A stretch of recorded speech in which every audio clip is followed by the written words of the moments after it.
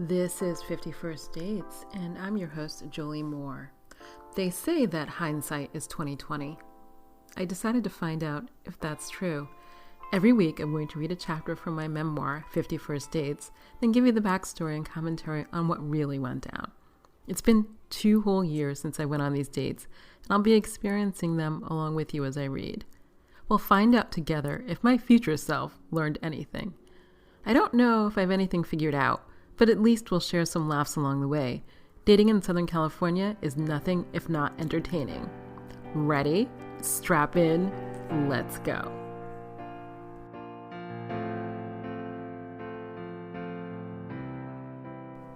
Good morning. This is 51st Dates, episode 20, and I'm your host, Jolie Moore. I have had, actually, I'm going to be honest, I just had a hard week.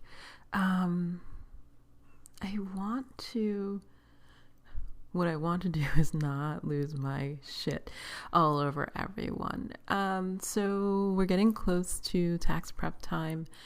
And of course, my ex, who will never divorce me in this lifetime, reaches out and says we had an agreement to file taxes together for 2020.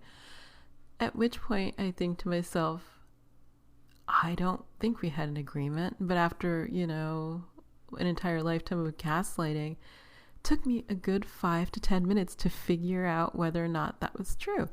So I never agree to anything, unless it's in writing.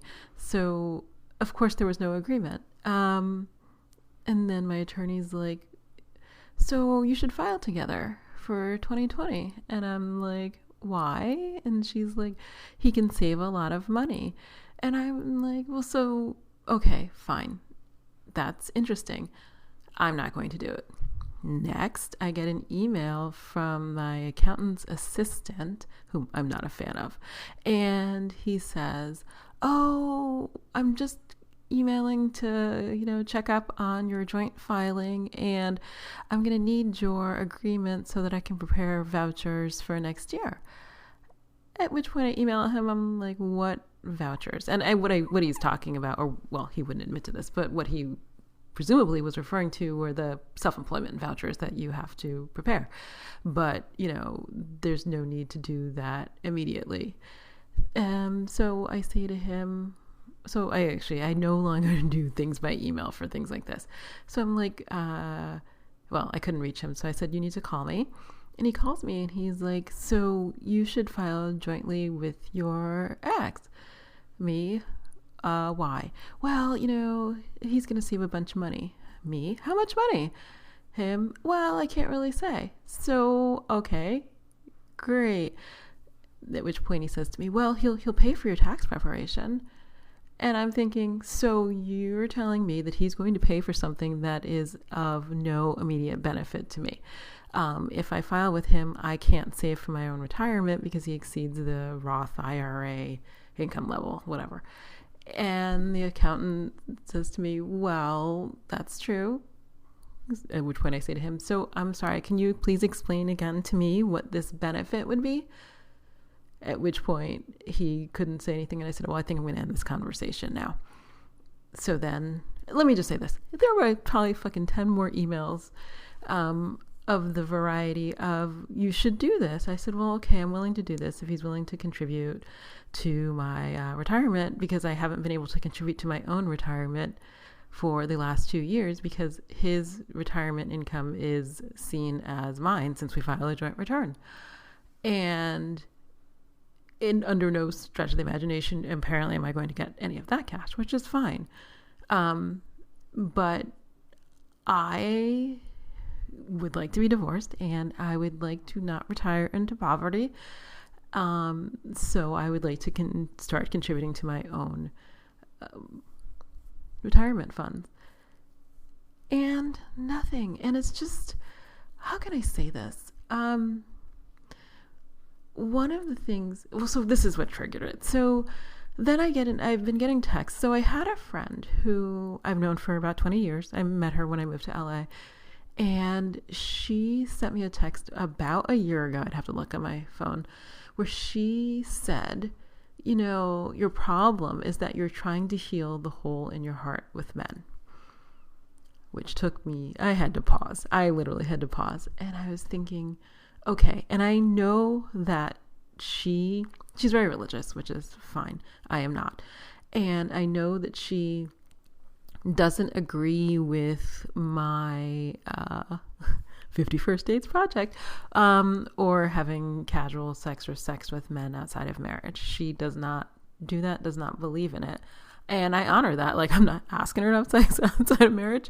She can do what she wants. And she was divorced maybe 13 years ago and has been in a lot of emotionally unavailable relationships with people.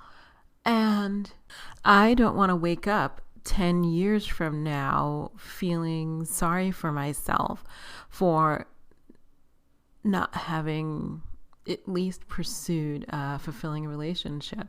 And I'm not planning to get married to do so. Okay, that said.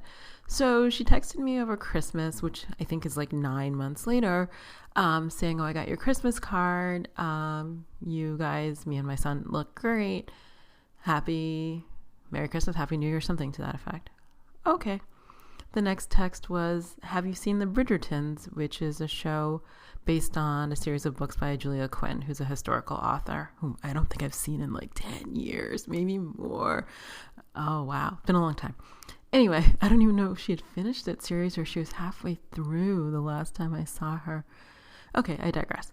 So then there was she sent a text and then she sent another text. There was an article in The Guardian about The Bridgertons. I don't know. I haven't seen it. I don't really have the patience to sit and watch television for a long period of time. So I didn't respond to those texts, and there's a lot going on, and I just, kids at home, hoping for a vaccine sometime in my lifetime, stuff. So she sent a text yesterday in which she says, oh, I saw something about your books, and I'm wondering if you're okay. And I don't know how to respond because the last time I saw her, we were in a car. It was last Christmas 2019, sorry. And we had driven, I don't know, we drove somewhere to do something.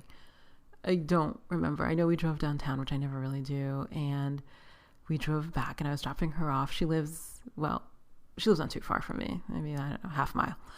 And I was dropping her off at her home, and we're sitting in the car, and I was feeling sad about all these relationships. And I talked about it. Like, I was feeling sad that these guys were not available emotionally to me, but sort of were in pursuit. And I, as you'll hear, I spend a lot of time trying to figure this out. And she was like, well, I think the core issue is that you miss your husband. And I looked at her because I'm like, did I not say to you in 2018, we were standing outside a theater, I remember this, on Washington. I think it's called the Nate Holden Theater. We'd seen a friend perform the music of a famous composer or something. And she says, well, you must be sad about your marriage. And I'm like, no, I am not sad about my marriage. My husband was abusive and I'm glad to get out. She's like, well, I hear you saying that he's abusive, but, he always looked like he loved you whenever I saw him. I was like, I'm not going to discuss whether or not he loves me or whatever, because I can't, assess that. But I don't think anybody who hits me loves me. And she's like, so, you're not regretful about leaving your marriage? I told her I'm not regretful about leaving somebody who abused me. And I cannot tell you, this was so hard for me to say to somebody who'd known the two of us for the bulk of my marriage. But she's one of the friends that, like, at some point I stopped spending time with my friends and him simultaneously because it was just too hard. He would criticize them.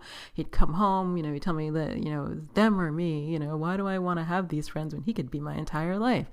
And so it was really hard for me to say this. And so, I was like, do you not understand this concept?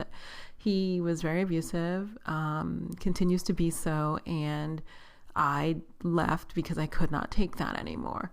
And she said that she understood, but a year and some months later, we're sitting in my car in her driveway, and she's like, well, you must be sad. God wants people to be married to each other. Would you consider forgiving him? And there's nowhere to put that. So I thought, between that and the healing my heart, the hole in my heart with men, I think she may have sent the text fairly close in time. I was like, I need to take a pause and not really speak with her. And I didn't say anything to her because I needed to process that. Plus, the flying monkeys that the guy is sending at any given time keeps me busy. And I haven't thought about it. And then there are these sort of 3 texts in the last couple months. And so I have a lot of anger, I think, because I am exhausted with trying to explain to people that staying in an abusive relationship is not going to work for me. First, I had to distance myself from my own mother, who said that his anger was my problem. And I actually just blocked her an email a few weeks ago when she told me I was going to die a lonely and miserable death unless I reconciled. My mother talks to my ex all the time. So, it's sort of that thing. And then actually also then my best friend from college, she was one of the first people I told. And I told her actually before I left, which I knew was sort of dangerous. But she lives in New York City, and, and I was not in LA. So I thought it was a pretty safe bet. So she starts sending me these articles on how to reconcile.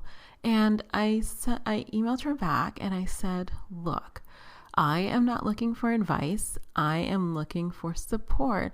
I am going to need help when I pick up my toys or my clothes, basically, and move out, because he's going to be difficult and I'm going to need all the help I can get. At which point she said she understood.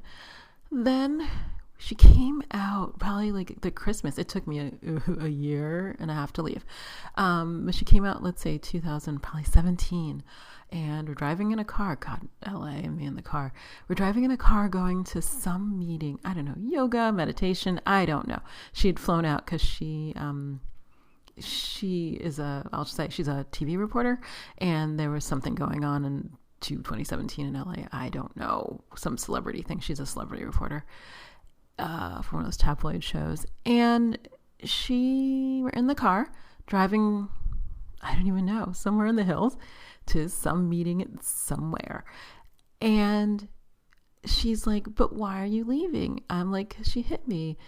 And she's like, well, is that enough? I'm like, okay. So, and this is early on. I spent whatever time we were in the car. I remember making a left turn off of the freeway onto Mulholland. And I spent maybe a half an hour in the car explaining to her why I was leaving. And she's like, well, maybe he's just lonely. He needs friends. I've tried to help you find friends for him. I'm like, why am I trying to find friends for him? I can't fix his life. He's made the choices he's made and they're not mine. And it was only when I explained his particular form of sexual torture, which I will spare you, thank you, that she was like, oh, well, that's a reason. And at that point, I thought I sort of had her support. So, time goes on, I move out. I told her I moved out. I sent her my address, my new address and whatnot. And she was like, I'm on your side, anything you need. And I thought, oh, great, she's not the only person. I have obviously local friends, but I thought that, she was going to be supportive. So at some point she sends an email. Okay, so let me say this. So after I left, my ex called everybody who he had a phone number for, which fortunately was not that many people, to try to get them to plead with me to come back. He sent a letter to my therapist pleading with her to try to get her to convince me to come back. Like, the level of crazy was pretty high. And I guess I get an email from this friend, and she was like, he called me and I talked to him for an hour, and he's really sorry and he's never going to hurt you again. And he said he's going to go to therapy, and he said he's going to meditation, and, maybe you'll see him there. Wouldn't that be funny? And that was the last I had contact with her, because I can't imagine how she thought if I ran into him at meditation, which, by the way, that didn't stick for more than a second, that it would be funny. Like, I didn't know the funny part. And so, well, she promptly moved in with a guy who was convicted of felony domestic abuse, and that situation spiraled, at which point I had to take her off as a potential guardian for my kid. And she, I think, still visits my ex when she's in LA, up until the pandemic, and now nobody's visiting anyone. But she was, and I thought, who are these people who claim to sort of love me, but can't, who know that I was in an abusive relationship, who have sided with the abuser? And the thing is, like, I was watching some YouTube, I was scrolling through the notifications this morning, and there's one of the many people I follow talked about narcissistic abuse. And she was talking about how often the men are like charming or whatever. My ex is not charming. He's like a straight up asshole. Anybody who meets him would say so. He has one of those jobs in LA where you can be an asshole. There's about 5 of them. And he has one of them. And it's just sort of fascinating because he's not charming. He's not nice. He says horrible things about me. And these people are like, hey, why don't you get back with him? Why don't you manage his anger? And so, oh my God, so I'm on this like too long rant because I can't believe it's just like a constant barrage of people who are like, if you could just, I don't know, do what for him? Like, I need to be autonomous. I need to be free of him. And I just need to be done. And I think that, let me say this. After my friend sent that text about, healing the hole in your heart with men, I took a step back because every time somebody says something critical to me, I take a step back because that's my whole life. And I thought, is that the case? And I don't know if I talked to my therapist specifically about that, but one of the things that she did say was that you can only sort of sometimes, there's some things you can only process in relationship to other people because you need to sort of practice the skills, whether it's like boundaries or vulnerability or whatever it is. You need to practice those skills in relationship with somebody else. I mean, you can sit in your house and journal and, meditate and do yoga and do whatever all you want. But at some point, in order to practice the skills that you've learned through growth and resilience and healing and all this other stuff, you need to practice them with other people. And I hear that, but at this point I don't think I'm ready to go back out and date because it just seems so hard to think about starting all over again with somebody else who's theoretically healthy, and then also being this sort of person who's healing from abuse and put all that into a new relationship. Nothing about that seems fun. At which point then I'm back to, hey, I can have casual sex with one of these guys. Which we're back to this. So I'm going to read you chapter 19 of 51st Dates in a moment.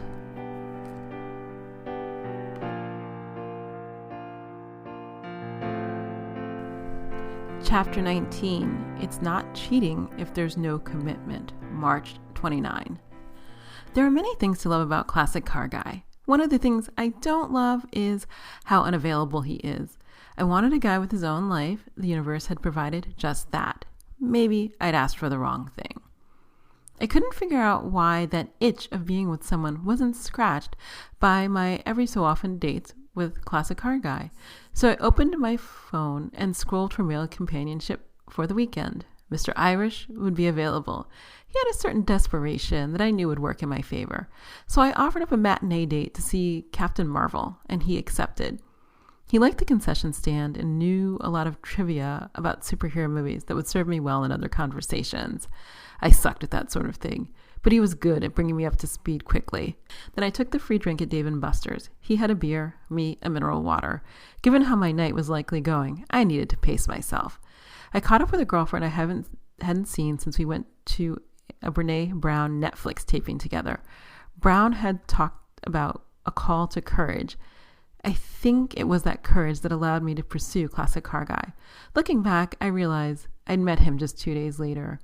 Over brisket and pastrami at the newly opened 11 City Diner on Wilshire Boulevard, my girlfriend talked about the guys, hers and mine, Day Trader, Classic Car Guy, Thunderbolt, and the others who really hadn't made a reappearance. My friend said that she liked Day Trader above all others, because he was nice, because he didn't expect anything. I told her that I liked Classic Car Guy the best. We both agreed as I scrolled through the 30 or so selfies he sent, many at my request, that he was by far the sexiest. Then why are you texting Thunderbolt? She asked me when my phone trilled during dinner. I was finding that I had to make my plans for the next thing while doing the current thing. It was rude, but with today's last-minute planning, it couldn't be avoided. Because I like sex and need to make up for lost time, I said. Lost time? There wasn't much sex in my marriage, I said. She's someone who'd met both me and my ex-husband at the same time. We lived in the same Los Angeles neighborhood when my ex and I had only been married a couple of years. Really? She asked. I know she'd wondered about this. I'd hinted for years that my marriage was virtually sexless. Even though her own marriage had ended years before mine, sex, or lack thereof, wasn't the reason.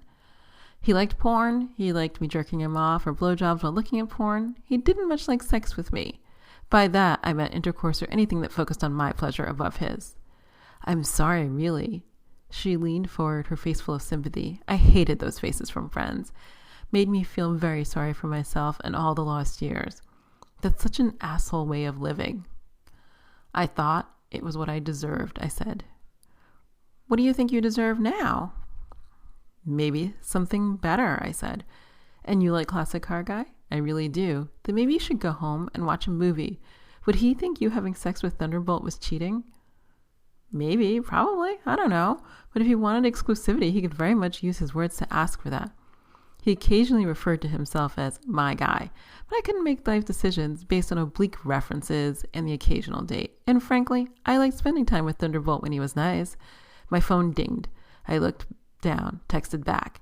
Did you just make a date for sex? She asked. I did. I kind of have to leave now. You shouldn't do this, but I will. I had a half an hour to kill before Thunderbolt came over. I smoothed it over with a glass or two of wine. He had 2 modes, I think, nice guy and totaled ass. He texted me. Thunderbolt, be there in 5. Me, okay. Thunderbolt, in the Uber, do you have condoms? Can stop if needed. Me, of course. I'm like a Girl Scout. Thunderbolt, good girl. Here. Me, that was fast. Thunderbolt, I live close. When his here text arrived, I wondered who in the hell would come through my front door. For the sex, which always featured the nice guy, I was willing to take either beforehand. Tonight, I was in luck. It was nice guy. He came through the door with a kiss and a smile. I kind of wanted to know what had happened to the other guy who'd freaked out on me a few weeks back and sent a bunch of passive-aggressive crazy texts after I admitted I'd met someone I liked. But I didn't ask. Instead, I offered him a glass of wine. Then he brought his talking A game. His movie premiere had gone well, despite a last-minute music clearance snafu. We talked far too long about everything and nothing, touching on penis euphemisms and romance a few too many times. A few glasses of wine in, they do get kind of funny. Then he asked the question I wanted to avoid but couldn't. Tell me about Classic Car Guy, he said. There's nothing to tell, I said. He's lovely. Lovely? You going with that word? I nodded. That's the most passive-aggressive word. Lovely. I didn't actually exactly know what to say about the guy I liked, the guy who wasn't there.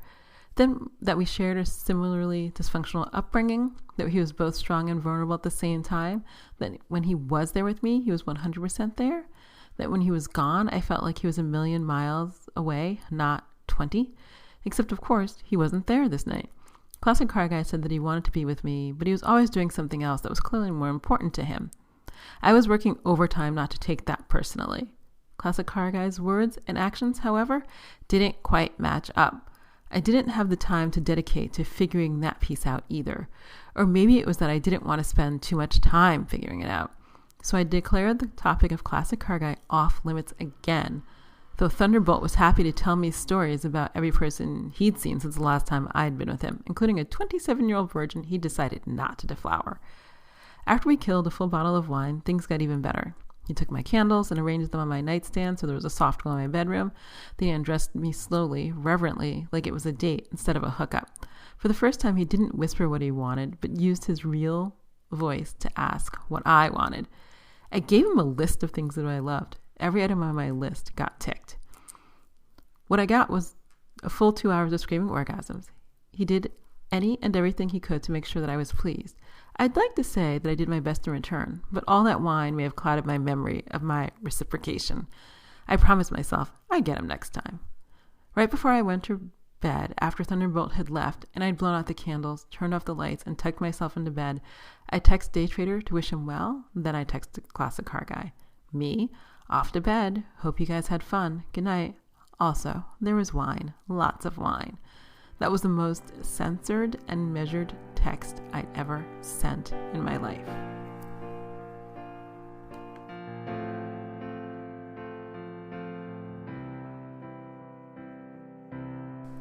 Oh my God, what I didn't realize before I read that chapter was that the friend that I was having an early dinner with at some diner in Wilshire, I don't know if it survived during the pandemic, was the friend who just sent me the text about the Bridgertons and healing a hole in my heart and all that.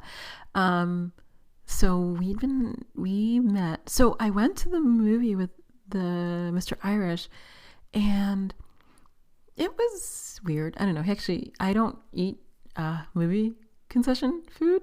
I don't like popcorn and I don't eat candy. But he had both. You know, they sell ice cream at movies. I had no idea. I learned that. We were, but I think we went up to Grauman's Chinese in Hollywood because why? I don't know. There's a whole long story about, we went to another theater, I think at the Grove, at which point I go in and they're like, the movie's not playing. And I look at them and I'm like, but on your website, it said the movie's playing at, I don't know, 11 o'clock, 12:30, whoever knows what time. At which point the woman behind the counter said, oh, our website is never accurate. You have to call.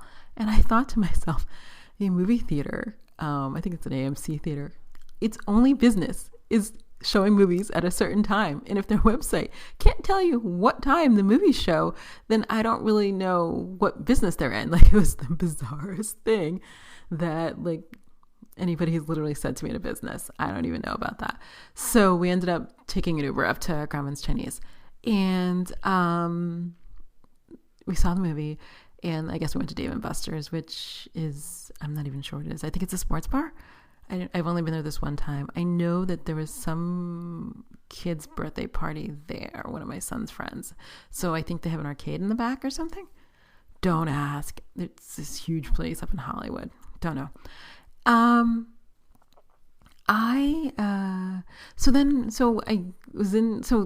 This is Thunderbolt. I was Ubering everywhere. So I Ubered from Grauman's Chinese to this 11 City Diner, I guess, on Wilshire. But I shared the Uber with Mr. Irish, at which point, so I get out of the car. My friend was walking from her place to this diner. So at this point I get out of the car and he's sitting in the back of the Uber, and I asked the Uber driver to like take him home and I would just pay for it, whatever. Cause this Mr. Irish seemed like could not figure it out, but like between, you know, wherever 11 City Diner is and wherever he lived on, I can't remember the name of the street. Like, it's not too far. So my friend leans down and like she introduces herself or something. And so I close the door, get out of the Uber, and she looks at me, she goes, did he dress like that for a date? So he was wearing, what we generously call sweatpants, but there's two kinds of sweatpants: the sweatpants you wear out of your house and the sweatpants you wear in your house. He was wearing his in your house sweatpants and like a t-shirt that was ill-fitting, maybe too big, maybe had holes, I don't remember. And she was like, she was like, how can you go on a date with somebody who doesn't even try? And I was like, you don't know that they're not going to try until you get out of they meet you or whatever. I think that's the last date I had with them. I don't know. We'll find out, I guess. It's later in this book. I don't remember. But so I think this is the start of her issues with me, because so I went to the diner. We had the brisket or whatever. I don't know. She had been there before. She eats out a lot and she really liked it. And then we walked to her place, which is not too far. And by the way, LA and West Hollywood are all surprisingly walkable. If you live in tiny little neighborhoods, there's about like, I don't know, maybe 5 or 10 of them, where if you like stay within your 5-mile radius, everything's walkable. But to get to somebody else's 5-mile radius, you have to drive. So we walked to her apartment. I think we probably had dessert and like talked for a few hours. But I had met her for dinner maybe like at 4 or 5 or whatever. And by like 8 or 9, I was like, well, I'm going to go have sex with this guy. And it really sort of bothered her. And I thought, I get it. Like, this may seem like a little, I don't know how it seems. I can't speak on it. But I'm safe and, or safe as I can be. And I enjoy myself and I don't think there's any reason not to do that. But I think that was the start of it, because she's wanted me to sort of stay home and like, I don't know, think about the guy I liked. So I should say, one of the issues is that her husband left her for somebody else, at this point 17 years ago, but it seems it was not, God, it was that many years ago. Okay. And she has not had sex since, which is fine. That's, I guess, evangelical Christians don't have sex outside of marriage.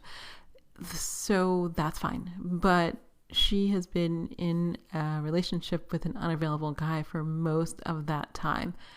And she just sits home when he's unavailable. She just sort of sits home and waits for him to call, text, Facebook, or I don't know. And I get it. Like, she is in love with him. I don't know what he feels about her because I can't speak on it. But I can't have like a 10-year no sex relationship with somebody who doesn't call me. So no offense to Classic Car Guy, who I really, really liked, but I was not going to sort of sit around twiddling my thumbs hoping that he was thinking of me, because he wasn't providing what I needed.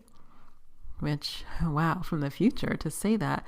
At the time, I don't know what I was thinking. Like, I literally don't know what I was thinking. But at the time, I guess everything seemed like a good idea. And for this particular weekend that I just described to you, I have zero regrets.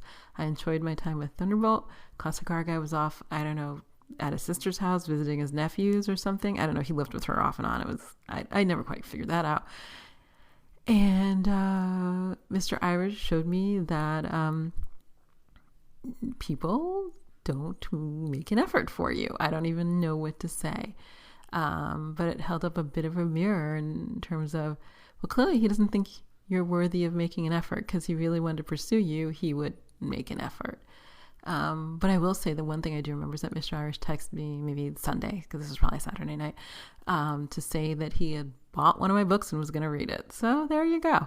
Apparently, if I got into dating to sell books, I would have sold 22. So that's how it goes. I'm going to go play with my dripping hair. It's Sunday. It's still a little damp.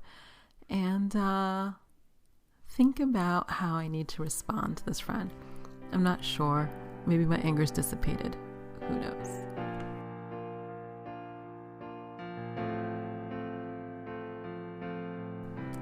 I'm Jolie Moore, and this has been 51st Dates, the podcast.